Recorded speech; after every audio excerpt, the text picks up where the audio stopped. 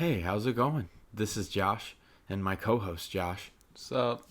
and we are the Black and White Podcast. Welcome back to episode 5. We are really excited to dig into the juicy games of this week and get Yep. into next week's games too. Aren't we, Josh?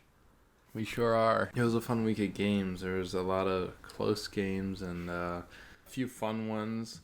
A few that went differently than I thought they would. Yeah. So, yeah, I'm excited to talk about them. We're gonna actually hop right into games this week. We didn't have too many major injuries this week, thankfully. So Yeah. we figured we'd just hop right into games and start off with talking about the recap of Buffalo Bills and Las Vegas Raiders. It's a good game. It was a very good game. Las Vegas just couldn't outscore Buffalo, but they made it close, and it was 30-23.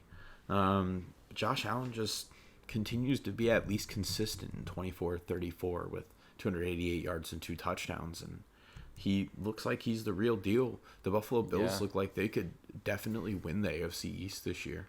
Yeah, I'm at this point, I'm definitely expecting them to. He's playing like better than probably anyone really thought he would originally, definitely. Yeah. So it's been really fun to watch him. In Las Vegas, this is another hiccup for them, but Las Vegas, I feel they're still doing well in the division, all things considered, at 2-2. I think that they're still better than the Chargers in that division and Denver, so at least they can try to vie for a playoff spot there, Yeah, maybe wild card. I could see them making the playoffs, which is something I wouldn't have said a few years ago or thought I would ever say. Yeah, John Gruden's just randomly getting it done there, and it seems like they finally have gotten some picks, and Carr just looks maybe a little bit more comfortable in the offense. It definitely looks better than years past. Definitely, I think more confident with his throws, and they've. It's. I didn't expect John Gruden to end up making the team good just because of some of his moves. They were kind of questionable, but yes, it's cool to see them doing so well. So maybe he'll definitely be playing for a wild card spot, I think. Yeah, I would think so. If they can keep up where they're at, I think that they can definitely make a big difference in their schedule and how much better they get in the season. Yeah, for sure. So that'll be exciting to see. Yeah. So the next game we're going to talk about is, well, it could have been a really fun game, and I think it would have been a very different outcome. Well, it definitely would have been a very different outcome, but Definitely. the Patriots and Chiefs, it was unfortunate that Brian Hoyer was the starting quarterback for the Patriots, and then Jarrett Stidham later on. So the Patriots, they kept up with the Chiefs for a while. Like throughout the first half, they were within 3 points. So even with Brian Hoyer, they were still doing pretty well. And I mean, it just shows how well Bill Belichick is, Their because defense was really good. the defense was incredible. And it was, I mean, the game came basically Brian Hoyer and Stidham, just their mistakes were just so costly with the interceptions and Hoyer taking a sack with 10 seconds left or whatever with no timeouts. Just dumb stuff like that. I mean, Belichick can't really help. It's just something that these players do. But Hoyer went 15 for 24, 130 yards and a pick, an interception, with no touchdowns. And Stidham, he got a touchdown, but he threw 2 interceptions, including a pick six. So not great. Not good at all. And he went 5 for 13 for 60 yards. So not good at all. But for the Chiefs, they didn't look that good either. Even with winning 26-10, they didn't take off until the end. Yeah. And it was a very close game. It was much better than I thought it would be without Cam Newton. And I think if Cam Newton was in, I think the Patriots would have definitely won. Yeah, I don't think I the think that they Patriots. could have gotten I don't over. think the Chiefs would have won this. Yeah. No, I think that they would have probably been able to at least get more of make less mistakes with Brian Hoyer. not Yeah. there. Yeah, because you figure Cam Newton's not going to turn over the ball that much. He's not going to throw a pick six more than likely. He's just a much better quarterback than either of them. Mm-hmm. So it was unfortunate that this is the game we got. But like Patrick Mahomes went 19 for 29, 236 yards and 2 touchdowns. However, he threw a lot of passes that could have been intercepted. He could have had 2 or 3 interceptions by the end of the night if the Patriots would have just caught any of them. At least, yeah. So he didn't look that good. And he should have had that fumble that the Patriots completely Yeah. jobbed out of getting. It was crazy. It was nuts that they didn't get that ball. Yeah. Bill Belichick was just yelling the whole time and not even paying attention. But yeah, it was fun to watch Bill while the game was going on because he was on the sideline taking notes on the defense and the schemes that they were running and all. And it was just it just shows how good of a coach he is because the whole game he's like still adjusting, doing whatever he needs to do. But on the rushing, for the rushing game, Clyde Edwards-Helaire had 64 yards on 16 carries, so nothing crazy. Mahomes is the next rusher, so they didn't have a whole lot of a rushing game. They had no receivers over 100 yards, so the Patriots limited the receivers pretty well. Kelsey was the leading receiver with 70 yards and no touchdowns, but yeah, the Patriots did very well with containing the Chiefs for a long time. The Patriots had a very good rushing game with Harris breaking out, with Sony Michel not playing. Yeah. So he really stepped up. He got 100 yards on 17 carries. Burkhead had 45 yards on 11 carries. So they had a very good rushing game. But the quarterback situation is what really ultimately cost them the game. Mm-hmm. Yeah, the game it wound up being closer than I think what most people thought, but I think that in order for it to be a better game, the Pats just defense really had to adjust well, and they did such a great job of adjusting against the Chiefs' offense. They really didn't give Pat much time to think in the pocket, and I think that the Ravens really need to look at how Bill Belichick operates how he did the defense in a lot of ways and maybe switch up when we get to the Chiefs because a lot of times it hasn't been working. So something's got to change, and the Patriots seem to have the game plan to stop them. Yeah, and Bill Belichick is really good. He's a great coach. So yeah, he is. So those are 2 teams that will be fun to watch going forward. Because once the Patriots get Cam Newton back, it'll be fun to see them at full strength again to see how well they can do. Yeah, another 2 very good teams that are supposed to be good, but have been suspect this year is Minnesota and Houston. What a game that was, though. Yeah, it's crazy. The Texans just cannot win this year. Yeah, the Texans just couldn't pull it out. They lost 31-23. They just couldn't get it done. It's just, I feel like Minnesota's defense just shut Deshaun Watson down. It seems that Deshaun Watson has a very big problem with the offensive line. They're unable to protect him, and so he's running for his life in the backfield. And so it's really hard for him to be able to get off passes. His plays don't develop and stuff, and it was good that Deshaun Watson still showed some life after halftime. It was 17-6 at halftime, but Deshaun Watson drove down the field, got a quick touchdown, so he made the game close. He can just only do so much when his team is just getting diced in general by the running game too. Dalvin Cook had 27 carries for 130 yards and 2 touchdowns, almost averaging 5 yards a carry. You're not stopping the run at that point. Yeah, exactly. Houston's not stopping it, and really Thielen and Justin Jefferson did well too. They had Thielen had 8 receptions for 114 yards and a touchdown. Incredible day. And Justin Jefferson had 4 receptions for 103 yards. So the Texans' offense just wasn't. I mean, their defense. The Texans' defense was not just good at all. They could not stop anything.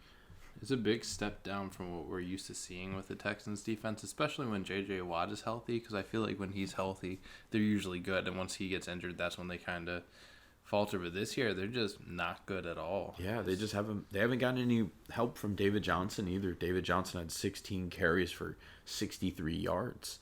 That's just not good enough for the Texans to get the job done. Not at all. Deshaun Watson was 20 for 33, 300 yards and 2 touchdowns, but he got sacked 3 times. Yeah. So he's just not getting enough support, and that's why we saw Bill O'Brien get fired recently. Yeah, I think that was a good move. They should be winning. I mean, they don't have, like I said, I mean, they should have realized he was not the right choice for them when he traded away DeAndre Hopkins. Yep.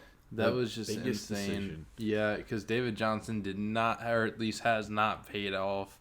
And, I mean, the Texans are just losing constantly now with DeAndre Hopkins. At least they had a chance. But, yeah, I think it'll be interesting to see. I know they have an interim head coach or whatever. Mm-hmm. Romeo Crennel, I think, is going to be the interim head coach. So yeah, so it'll be interesting if he can do anything or if things will kind of stay the same until they get someone new. But I'm excited because I think this is great for Deshaun Watson because O'Brien was really holding him back, and this could really help him develop and become the great quarterback we know he can be. And we'll see how good Houston is this season. They don't have a first or second round pick in next year's draft. And I forgot about that. Yeah, they both belong to the Miami Dolphins. So Wow. Houston has to kind of do a not really rebuild with a $40 million a year quarterback at this point. So it'll be interesting to see that. Yeah, for sure. Did they trade those picks for Tunsil? I believe so, yes. And their line is still so bad. Mm-hmm. Yep. That's crazy. Bill O'Brien just ruined that team. Bill O'Brien made he made a lot of very bad mistakes for the Houston Texans, and it will hurt them for years to come, unfortunately. And it stinks for Houston because now they're gonna have a $40 million a year quarterback that has barely any weapons. Yeah. B to B minus running back starter. It's just They're gonna have to. Well, they can't rely on the draft. That's the thing. Like for Exactly. at least 2 years, right? Yeah. at least a year. At least a Oh year. yeah, a year. Yeah. Mm-hmm. So yeah, that's really unfortunate. Yeah.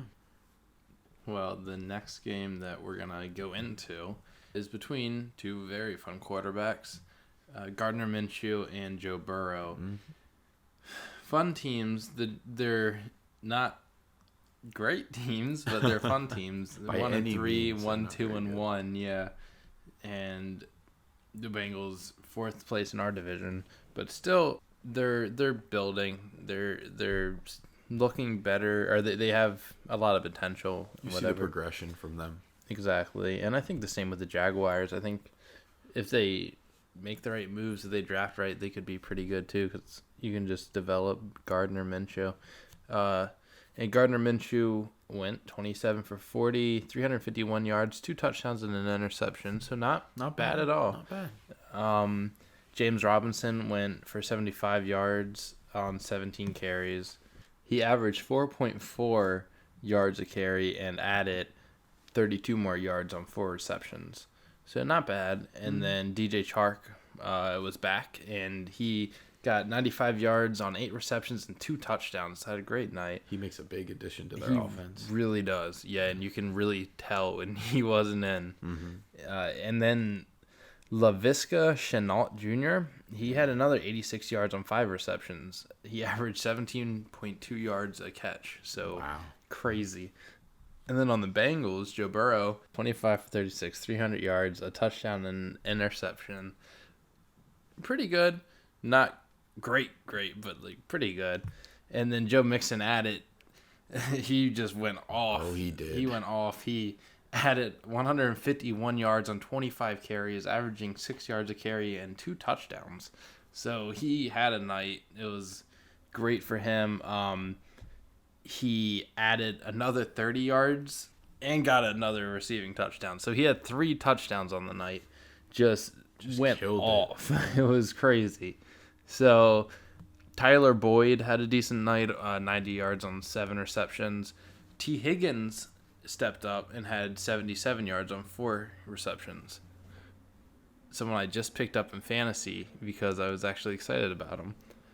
Because, AJ Green, he's slowing down, so other people are kind of rising. Mm-hmm. But it was cool to see Joe Burrow get his first win against the Jaguars. They're, a decent win because the Jaguars aren't like awful, but they're not great. So it's like not like a statement win or anything, but it's cool just to see Joe Burrow get his first win and everything. And Yeah. it's the beginning of probably a great career. So Maybe not this year. No. But I'm saying just in the long run, like we're seeing his beginning games. So it's exciting to watch him and see him develop, and you can really tell that he wants to win, and he won't be satisfied with just mediocrity. Yeah, they're going to just get better, really. Yeah. It seems like they'll get probably a better pick in next year's draft, too. And maybe they give him another lineman or something like that. Yeah, if they use that draft pick well, they could like really help him out and just reap the benefits next week.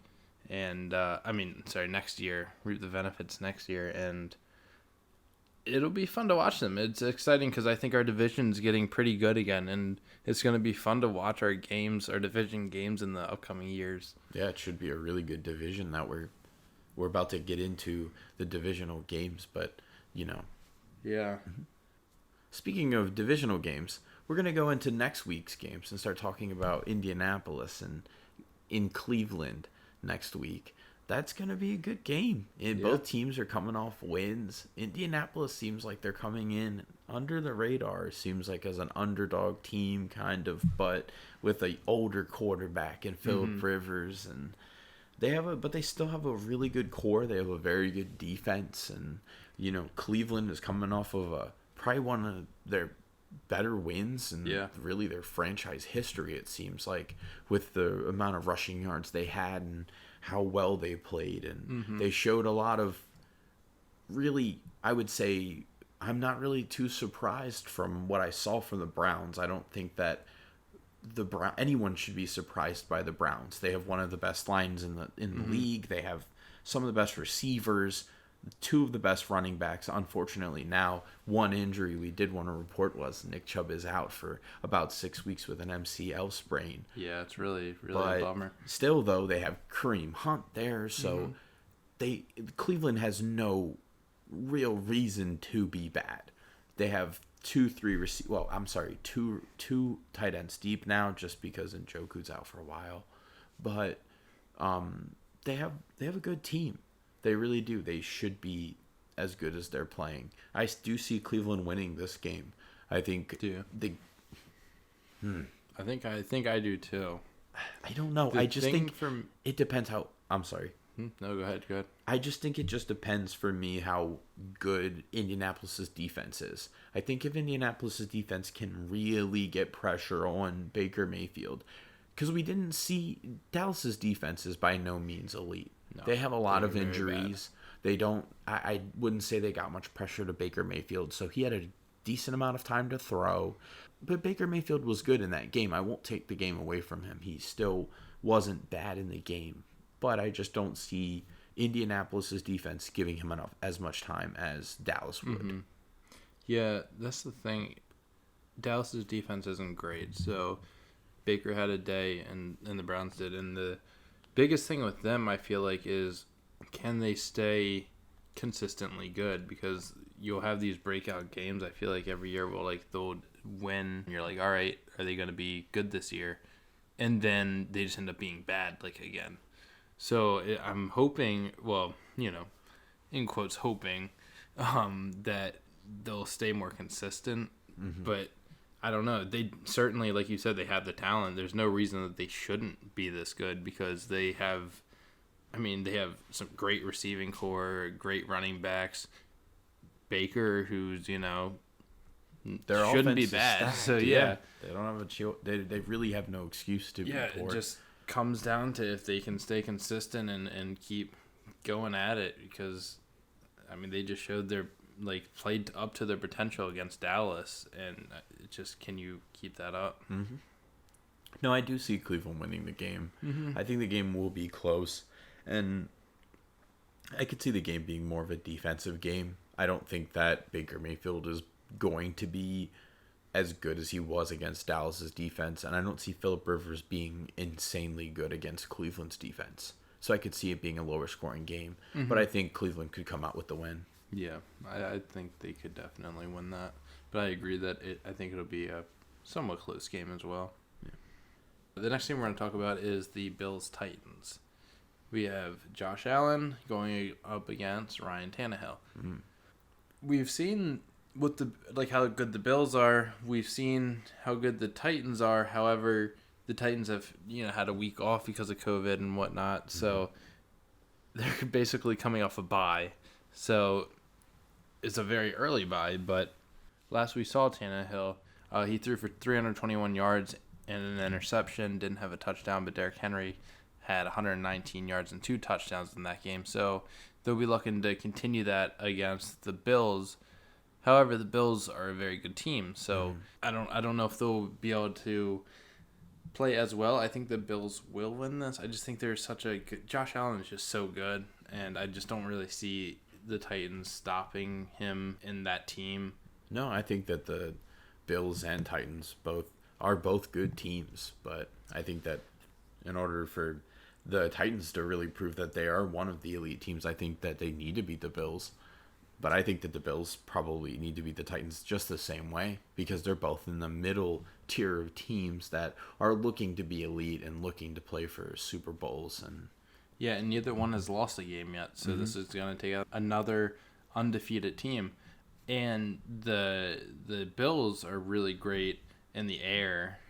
They're more of a passing team right now than they are a rushing team, because Singletary, he's not great, and Zach Moss is injured and stuff, and so their passing game is much better because they got John Brown, Stephon Diggs, Cole Beasley, whereas I feel like the Titans are a little bit more run heavy because they have Derrick Henry. They're just feeding him the ball constantly. They don't have a whole lot of crazy receivers. I mean, they had Khalif Raymond. He had 118 yards on 3 receptions. But besides that, their highest passer was 69 yards. So it's kind of 2 different play styles, and it'll be fun to watch. Yeah. Fun to watch the defenses deal with each one. And different matchups. Yeah. I actually will go the opposite way. I actually think the Titans will win this game. I think Jadeveon Clowney is going to really get to Josh Allen, and the game will be close, just because, like you said, maybe conflicting more of styles. I think the game will be a little close, but I see the Titans winning it. I think Derrick Henry could probably get a lot of yards. Will get run for about 100 or so. Yeah, he's hard to stop. He is a very, very hard man to stop. He's a big boy. For a running back, he's just he's big. Crazy. Yeah, it's crazy that he is able to find the holes that he can. He's so fast for his size. Yeah, in the offense that they play. It's just the blocking schemes and how well it's run there. Yeah, I'm glad we don't play him this year. Yeah. Last year was enough for me. Although I would like another chance at stopping him. In the playoffs. Yeah, we'll deal with that later. Exactly. We'll go to another game. We'll go to Carolina and Atlanta. Carolina coming off a big win really against Arizona, 31-21. They weren't crazy good, and Teddy Bridgewater wasn't great, but they were good enough to get the win again. And with Carolina, with Christian McCaffrey out, it's just such a huge loss to their offense, and he is so important to what they do. For sure. So for him to go out and for them to beat Arizona, and for Kyler Murray to not look great and them to do well was good. And then you have Atlanta, who's coming off another crushing loss to Green Bay. It seems Atlanta will not be able to win this year. They suck. It's just crushing, but I still don't think Atlanta is a bad team. I just think they've just gotten so... I would say Atlanta is a better team than Houston, and Atlanta has better players. They have a lot more potential. They should be good, and I could still see them potentially turning their season around. But I think Atlanta gets their first win in this game. I think that they're a better team than Carolina. I think that they come out in this game and they say, listen, we've had some poor games and we blew leads, but we're still here. We're in the bottom, but we can still maybe make our way up if we get a good set of wins. Yeah, the Atlanta's receiving core is really good. So they're hard to stop, and I don't know if the Panthers will stop them. I do agree with you almost, especially in the state right now, and Christian McCaffrey's in a different ballgame. But right now, the Falcons, I think, have just about the same, if not a better offense. Because, I mean, they have Calvin Ridley, Julio Jones. The Panthers, they have DJ Moore, who hasn't been great this year, and Robbie Anderson. But Mike Davis is in there trying to fill in for Christian McCaffrey, and he's good, but he's no Christian McCaffrey, of course. And like Christian McCaffrey is just a game changer. He really is. He's almost that entire team. I mean, he helps out so much. Teddy Bridgewater, I think, is a good quarterback, or at least an okay quarterback. But yeah, he has 4 touchdowns, 3 interceptions on the season. Oh, so really? Okay. I wouldn't say that he's a bad quarterback. Yeah. He's just not. It seems as if Carolina is definitely, this is a stopgap quarterback for them. Yeah. I could see them definitely going into the draft and getting a quarterback if they're not very good. Mm-hmm. I'm not sure, though. I could see them maybe they could maybe even try to trade up and get a quarterback. I could see. Yeah. But unless they think they have somebody in their organization that would say otherwise. But yeah. Yeah, no, I agree. I could definitely see that. So it'll be interesting. But as far as who I think will win, it's a tough one. I'm gonna go with the Panthers. I think they're gonna win. The Falcons have just choked so much this year, and Matt Ryan just has so much trouble getting into the end zone for some reason. Like, he has great receivers and he just doesn't look for him in the end zone a lot of times. Like Julio Jones, he never looks at it. It's just so weird. Yeah. But yeah, so I'm gonna say the Chargers. I'm gonna say the Panthers, but it really could go either way. I think it'll be a close one. Yeah, I think it could be close, but I don't know, actually. I could actually see Atlanta really blowing them out. Yeah? I could see it getting out of hand, actually. I could see Teddy... I don't know. I am not overly convinced with Teddy Bridgewater as a starting quarterback quite yet. Okay. And if Atlanta can get to Mike Davis and Teddy Bridgewater shows an inability to get the ball to his good receivers, and he has some good receivers, then I don't think that they'll be able to put many points on the board, and Atlanta will just run the table potentially. But I think we'll see. Carolina could come out and surprise us. Yeah, like you said, we'll see. It'll be a good one, hopefully. Well, hopping right from there over to my favorite section of the podcast, the Ravens section. They went against the Washington football team, and they performed. They played pretty well. They bounced back from last week. Lamar had his longest run of the season, a 50-yard, very impressive run. That was very fun to watch. But I'd say that we put up a cool 31 against the Washington football team, but it just seems like still that the Ravens offense is holding back from us. I feel like they're holding back. Yeah. Well, no, I mean, I do too. Like I said earlier to you, I believe it was 29th ranked in the pass game, but we're still outscoring teams. I think it was like between 12 and 12.5 points. So what's crazy is that even because I agree that our offense, I don't think it's anywhere near what it could be. I think it's still trying to figure out, what it is and just trying to figure itself out right now. And we were kind of in the same spot last year at this time. We were looking kind of iffy, and then they figured out who they were, and they went out there and they just performed and they clicked. And we're all kind of waiting for that to click. Yeah. But right now, there hasn't really been anything crazy that's great. I mean, Lamar had like a 50-yard run that was fun to watch, but he had some passes that just weren't great. Some decisions that were iffy. Seems like he's still not finding Marcus Brown as well, and he's kind of overthrowing him a little bit. And it seems like maybe once he gets that connection more with Marcus Brown, then he'll really be able to, because Marcus Brown had a lot of wide open catches I felt like he could have had if Lamar hadn't have overthrown him in that game. Yeah, there was one, I think, for a touchdown. It would have been a touchdown where it just went off his fingertips. And, like, it was almost, if it would have just been, like, a foot closer, maybe even less than that, he could have caught it. But it was, like, so once they get that connection, like you said, I think it would be a very dangerous duo. I mean, because he got 86 yards on only 4 catches. He averaged 21.5 yards a catch. Like, that's crazy. So, like, if they actually connect more, and once they really get that chemistry, it could be very much like Pat Mahomes and Tyreek Hill type of deal with a very speedy receiver who just can get open. Yeah, once Lamar Jackson can get that touchdown, and I truly believe that Lamar Jackson will get his touchdown with Marcus Brown. He'll be able to throw it into him, and he'll be able to get the ball to him regularly. And so when Marcus Brown outruns these receivers, we can always make them look silly, but it always keeps them honest more. And I think that when Lamar shows he can make that throw always consistently, then teams will have to respect him more. But until then, I think that they don't have to respect his arm as much. Yeah, because once he gets that connection, teams are going to have to start, putting people back farther to try and stop it and dedicate that, which will open up other things.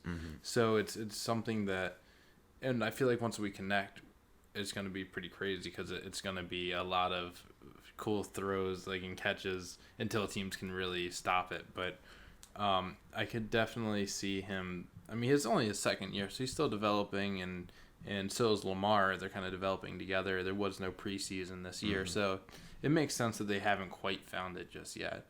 But I think they definitely will. I definitely believe that Marcus Brown is good enough that he'll be a very good receiver. And I'm looking forward to the other receivers getting into the game more. Miles Boykin, Willie Snead, Devin Duvernay, who we were trying to put in more. I'm looking forward to them getting more involved because Boykin had 28 yards, Snead 20, Duvernay had 4. But I mean, he was in less than the others. But so right now it's more Marcus Brown and Mark Andrews, who had a pretty good game with 2 touchdowns, 57 yards on three receptions. Yeah. So he had a bounce back game, as we kind of expected him to, because this isn't a big game, so he's probably gonna do well. But no, Mark Andrews is still a very good tight end. He's a great tight end, but he just has to do better in those big games. But one thing that I thought our team was gonna be better with than it has been. This could just be because it's run by committee, basically. But it's our rushing game. I feel like it just hasn't popped off just yet. Not yet. Yeah, because we have Ingram, Gus Edwards, J.K. Dobbins. Like, that's an incredible running back core. Like, that's a great group. They just haven't found their footing just yet. Yeah, I feel like they need to just find a little bit better of a balance with them. And I don't think that Mark Ingram's getting about the same touches as everyone else, but I think that they need to go with more one back, really. I mean, well, I don't think they need to go with one back necessarily, but I think that maybe they need to be showing more different ones on pass plays and run plays. Yeah. They can definitely, like, kind of rotate them in and out. I'm sorry, I didn't want to sound good. Stupid, but were you trying to say, like, just, like, put them in and... Yeah, no, I just think that, like, one back needs to be playing more consistently with Lamar. Like, have, like, a 1A. Yeah, I think think that... like, the 2-3. I think that there's not enough consistency in the backs. I think that all the backs are getting the same exact carries, and I feel like maybe Lamar needs to have one back where he's using him more. Because right now it's kind of a 1A, 1B, 1C, where there should be a 1-2-3. Kind of have...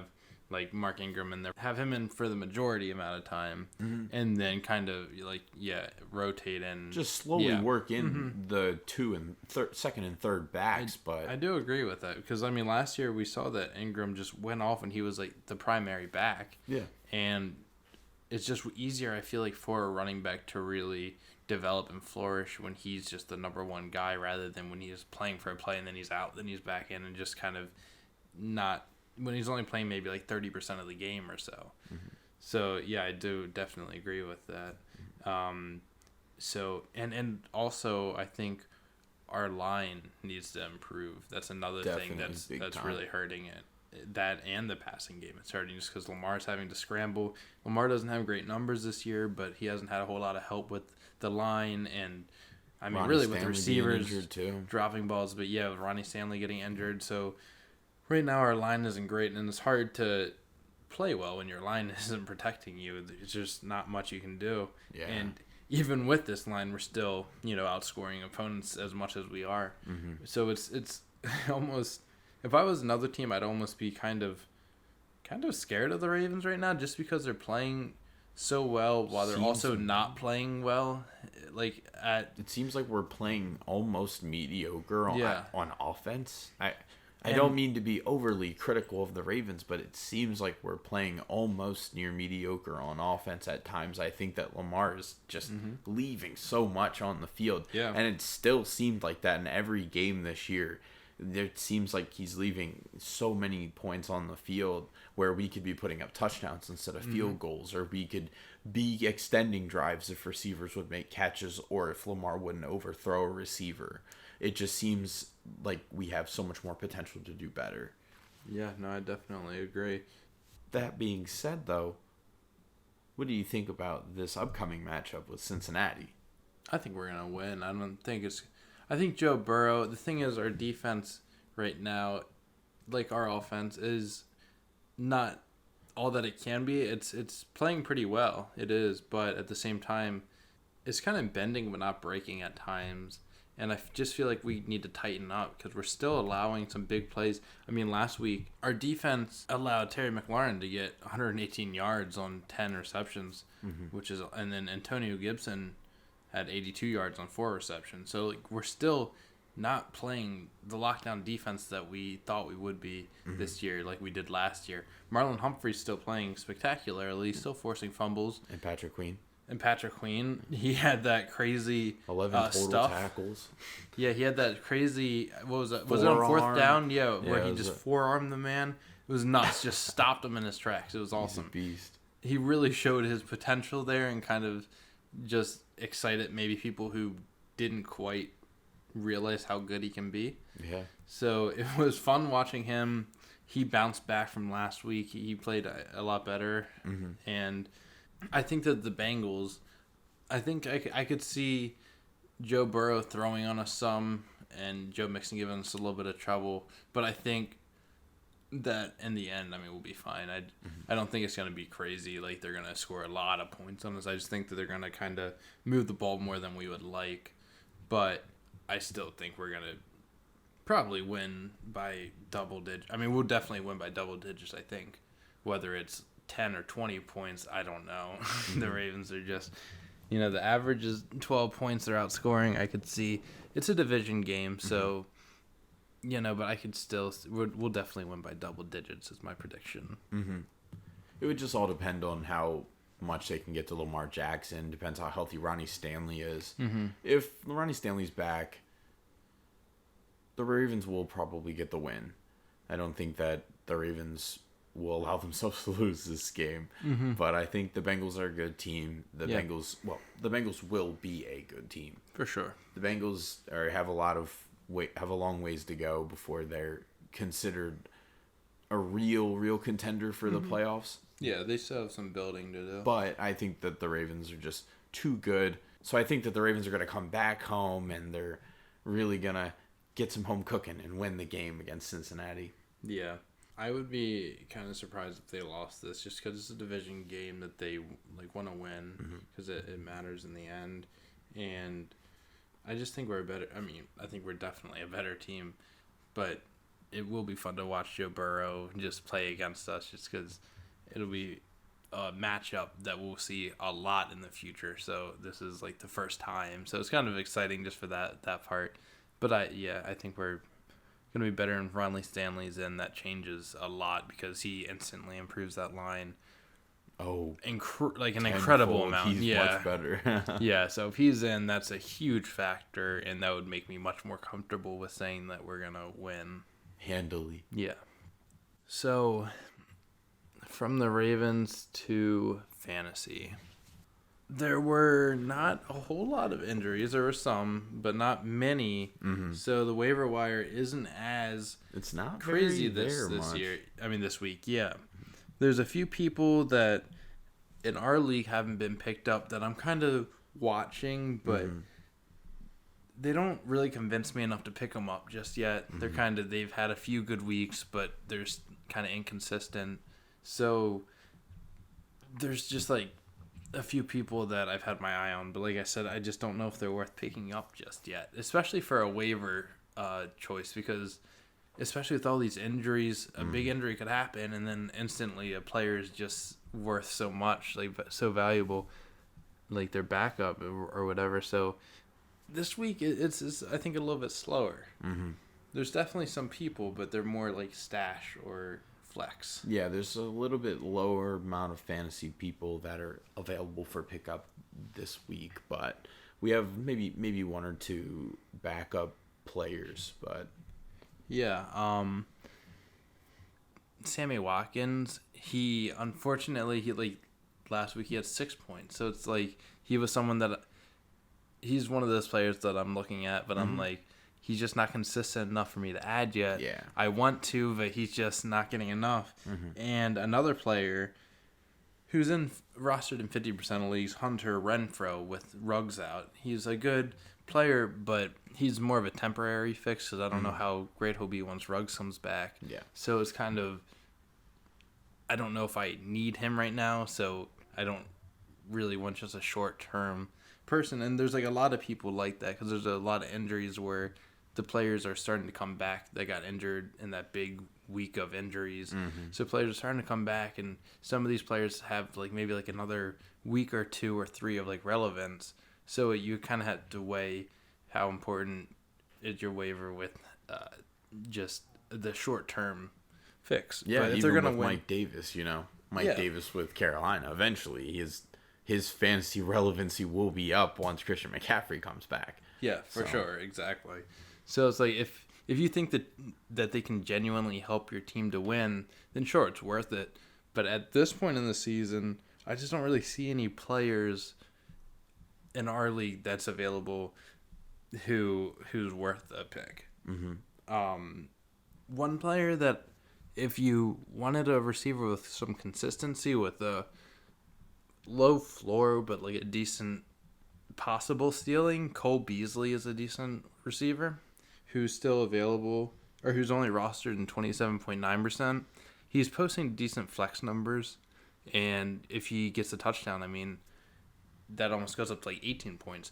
Now, last week it was 12.2 with a touchdown, but before that, he's had 16 points, 12 points, and then 9.8 points a week 1. So that's not bad So flex pretty numbers. consistent. all Yeah. considered, yeah. So, I mean, you put him in your flex, you're getting at least 10 points with potential to get up to like 20. So it's not bad at all. Yeah. So he'd probably be my player this week that I'd be most excited about, just because him and T. Higgins, who I picked up last week, just because he looked like he could be decent. Yeah. He's and- pretty good. I like T. Higgins. Yeah, I was happy with him. He got 13 points last week. I'd say good. Oh, I was going to say 21 weeks before. 21 points before the week. 21 points the week before. Yeah. Yeah, no, I would say my one person that I actually do kind of like, I'm actually not sure if he's available in our league, but it's Dalton Schultz. I think he's pretty good, tight end for the Cowboys. Sure. I think that he could get more targets, especially with Dak Prescott just throwing everywhere. Yeah, just slinging it. So I think that he's probably a good player to pick up in that offense. Yeah, But- that's a good one. Other than that, I don't have any other players that would be juicy pickups, because once we see, like you said, once we see the return of some other injured position players that were big position players, we're going to see other players take a little bit of a step down, and it'll be interesting to see how teams balance out with losing their once very fantasy relevant player. For sure, yeah. One other player who's only owned in 15.4% of leagues, but I think is a very good grab and stash player who is starting to put up numbers, and I think could later on in the season, especially with Godwin and Evans being somewhat injury prone, at least this year. Scotty Miller, I think, is another one that I think is a good one to watch. Mm-hmm. But I think that's all I pretty much have. So, yeah, do you have anything else? I don't think so. Well, thank you for listening, everyone. We're glad to continue to make these episodes, and we really appreciate all of the listeners, and we hope that you'll listen for the next episode.